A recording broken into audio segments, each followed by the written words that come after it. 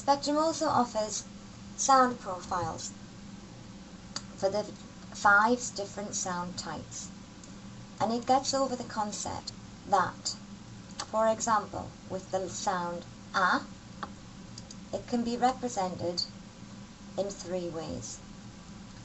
The letter A as in at, the letter E as in lasagna, and the letter I as in meringue. You'll notice that the E and the I are underlined. This is telling you that the most likely way to produce the sound A is going to be with the letter A.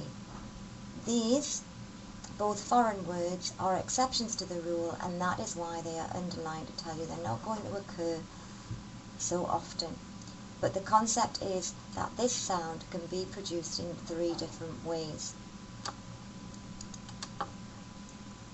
Likewise with the sound e, egg, and said, A isn't going to produce the sound e very often, therefore it is underlined. It's an exception to the rule.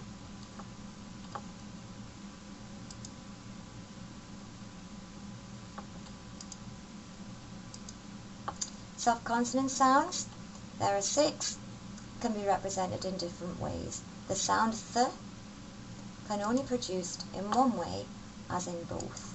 Both.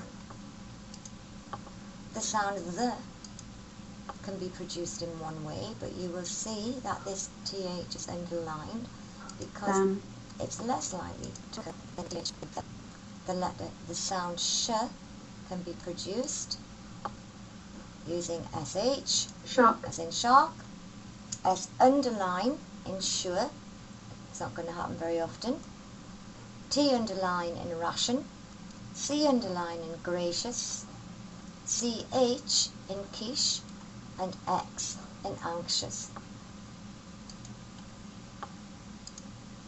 Medium vowels, 3 sounds can be represented in different ways. So the sound oi can be written oy, boy, as in boy, or oi, boil, as in boil.